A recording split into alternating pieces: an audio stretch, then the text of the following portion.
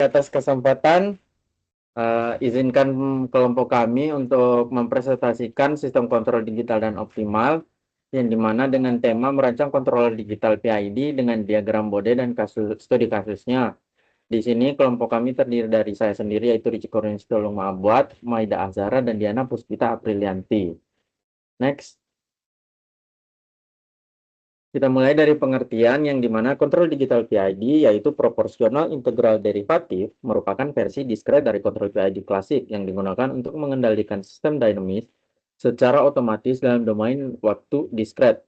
Misalnya sistem yang dikendalikan oleh mikrokontroller atau komputer digital. Ketika dikaitkan dengan analisis diagram Bode, kontrol PID digital dirancang untuk mencapai stabilitas dan performa yang diinginkan dengan cara mengatur bentuk respon frekuensi sistem loop tertutup. Next. Permisi, next. Kemudian tujuan dari perancangan controller PID digital yaitu merancang kontrol PID digital bertujuan mengatur respon sistem agar stabil, kemudian cepat mencapai keadaan tunak, dan minim overshoot dan error. Next.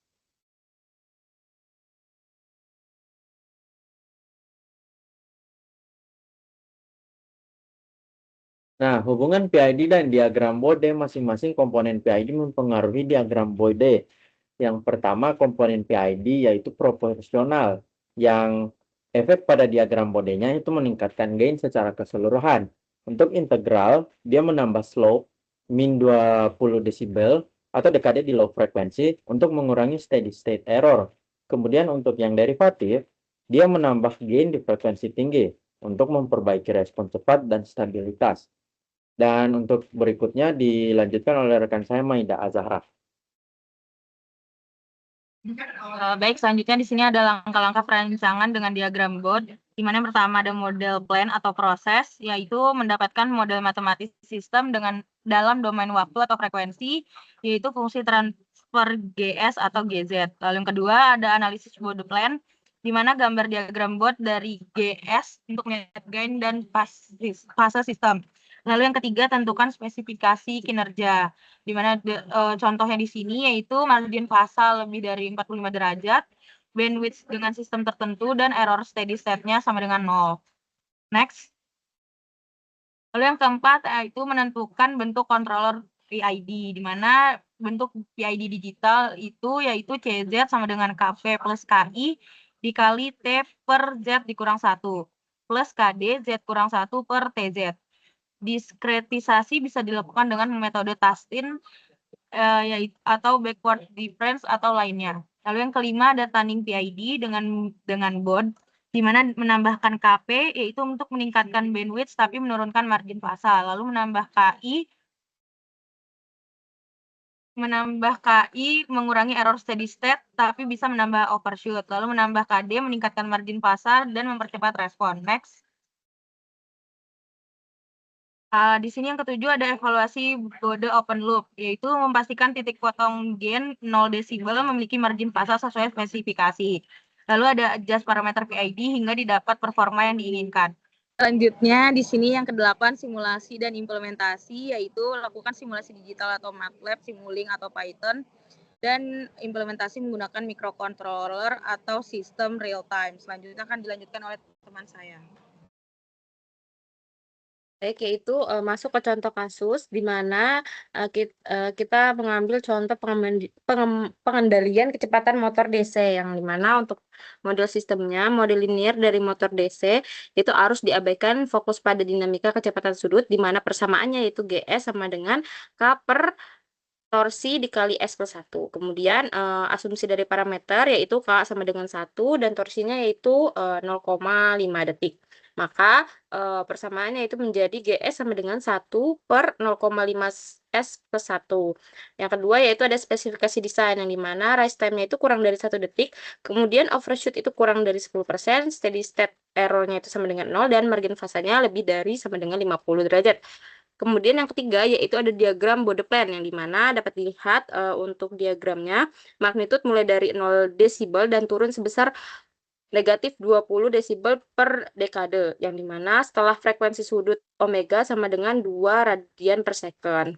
Kemudian itu fase turun, itu dari 0 derajat menuju negatif 90 derajat dengan nilai sekitar negatif 45 derajat di frekuensi sudut. Nah, yang keempat ada rancang controller PID, yaitu dalam bentuk PID-nya yaitu CS sama dengan KP plus KI per S ditambah KD dikali S, yang dimana dapat diasumsikan hasil tanding awal yaitu heuristik atau Ziegler atau Nichols atau Bode, yaitu dimana KP sama dengan 3, KI sama dengan 5, dan KD sama dengan 0,2, sehingga untuk persamaannya yaitu CS sama dengan 3 plus 5 per S ditambah 0,2 second, sehingga sama dengan 0,2 second kuadrat per 3S plus 5 per S. Kemudian yaitu analisis sistem loop terbuka, yang dimana loop terbukanya yaitu dapat dilihat persamaannya LS sama dengan CS dikali GS, sehingga LS sama dengan 0,2 S kuadrat plus 3S plus 5 per S dikali 1 per 0,5 S plus 1. Sehingga untuk plot Bode untuk LS dan cek margin fase atau J-nya dapat dilihat kurvanya, di mana magnitud menunjukkan penguatan sistem terhadap frekuensi, kemudian pasanya yaitu menunjukkan pergeseran waktu ya, atau delay yang diperkenalkan oleh sistem. Kemudian yang keenam ada cek margin fase dan gen, dapat dilihat untuk kurvanya yaitu gen margin sama dengan 8 desibel dan pas marginnya itu 52 derajat, sehingga sesuai dengan spesifikasi. Dan yang ketujuh yaitu ada simulasi respons sistem tertutup, yaitu di mana untuk sistem tertutupnya yaitu persamaannya TS sama dengan LS per 1 plus LS.